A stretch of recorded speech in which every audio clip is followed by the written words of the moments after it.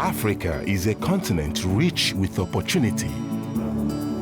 And when business and communities come together, its astonishing potential begins to be felt. With the Millennium Development Goals steering these partnerships, Africa's future is being rewritten with innovation, foresight, and inclusivity. Crossing the length and breadth of the continent, our journalists uncover these stories and share them with the world.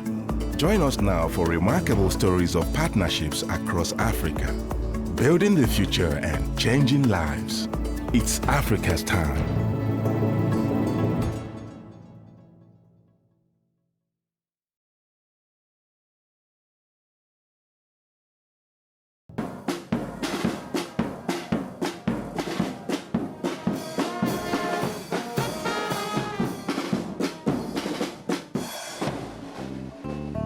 On the east coast of Africa, we're encountering warm and welcoming people, areas of great natural beauty and healthy arable land. Farming's been at the backbone of livelihoods in rural Kenya for centuries, and we're here to look at the way that these traditions are being transformed by agribusiness, a model that's uplifting GDP, changing fortunes, and turning lives around.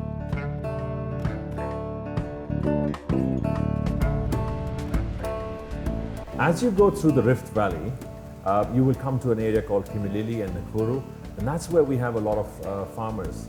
Now, traditionally, these are very backward areas for farming. There's a lot of land, there's a lot of people who are idle, and the poverty levels have been pretty high. In my area, there's so many people poor. But it's not that they lack hands, it's not that they lack farm, they have it. But the strategies for them to come out, to improve the standard of life is the problem. These are subsistence farmers. They wake up one day, they decide to plant maize that half of the time will not succeed. Or they'll plant, they'll produce, but they will not get a ready market. Most peasant farmers are only worried about what they eat.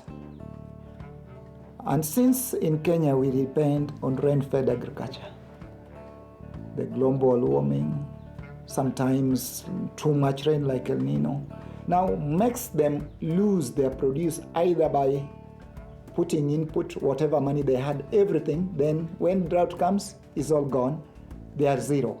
Now sometimes too much rain, then rot on how to keep the crop. So all the time there is a poverty cycle. By the time they expect good harvest, it is a bumper that they cannot store well. So they eat what they eat, then the rest may rot.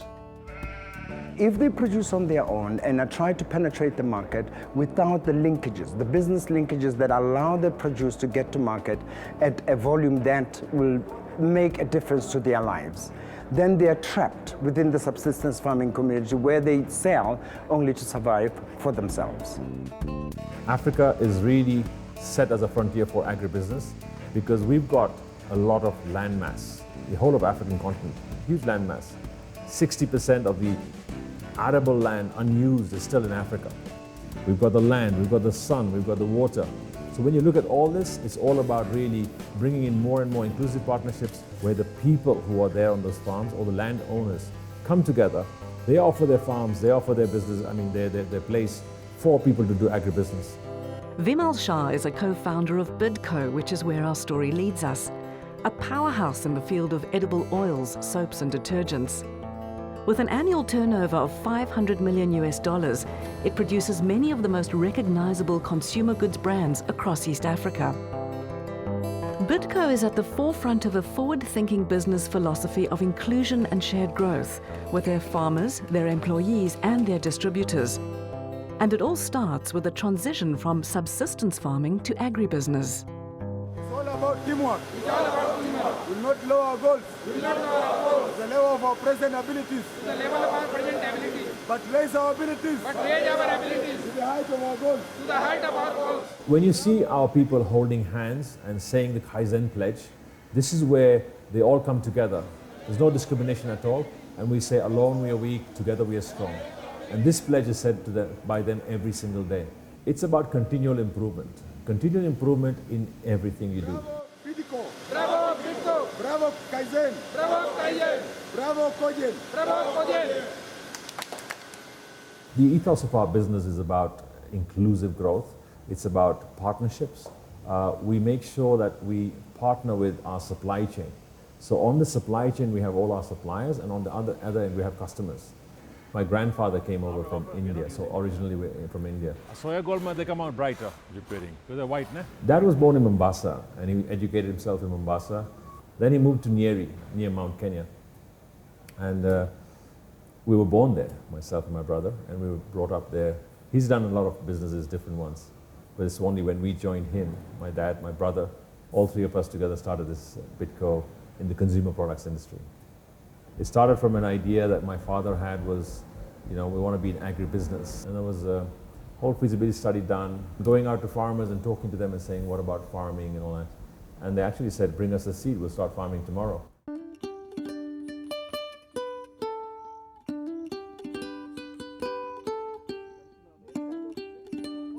This area is a highland. It lies on the slopes of Mount Elgon. Now, when the colonists came, they had settlers. The settlers were mainly farmers, and they knew what formal agriculture is. So they were only choosing the arable lands where climate is good, land is good, and it's vast. So after independence, very few people who first came here also adopted the same way of doing agriculture.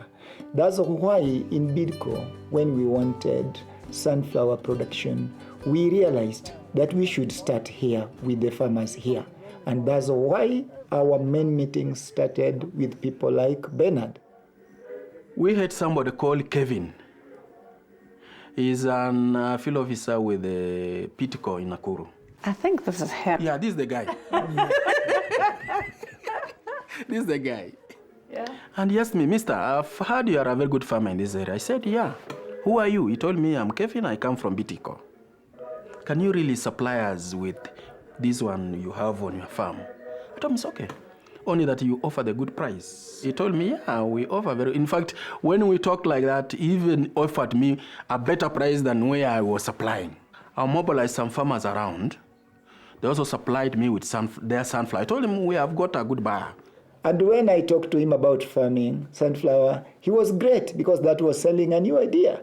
And that's why every farmer here has adopted, and they are helping us have enough sunflower in Bidco. They were interested. They came in. We supplied that year with 200 metric tons of sunflower. This time round, we supplied them with over 500 metric tons of sunflower. This is when you put sunflower. Yes. So it means you get enough. Yeah. So what we did is we actually made sure that they've got a market, which we guarantee a market for their products. We've also given them the seeds in terms of where to buy the seeds from. We got those input suppliers brought in.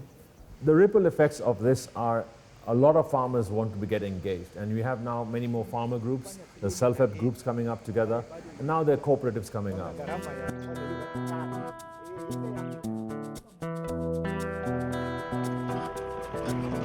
A supplier will come in and provide a package of services, so seeds, technical advice, credit, insurance, and give it to the farmer. And then there is the same supplier who will pick it up at the appropriate time, enter it into the processing and on to the consumer and pay the farmer. Now that is a partnership that will make a difference because then you are market driven. We have a philosophy at Bidco of going from the soil to the frying pan, and we work on the full value chain. It's this value chain approach that enables not only farmers but distributors as well. Supported by Bidco, they can now download an app and use cell phone technology to order their goods. An order that would have taken a week or more to deliver is now turned around in just 24 hours, allowing businesses like John's to grow. We get our goods on time and we pay them on time. So that partnership has been working very well on us.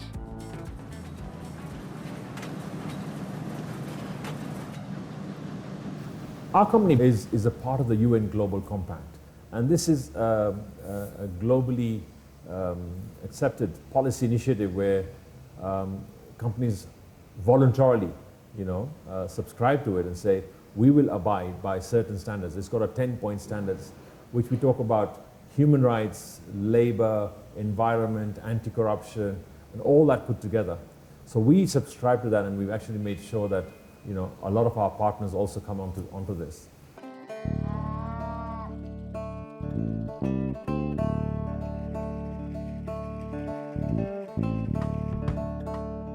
This kind of transformation that you are seeing is driven basically by, first of all, inclusive partnership, where you have market-driven partnerships. So this kind of transformation will not happen when you are just giving people fish.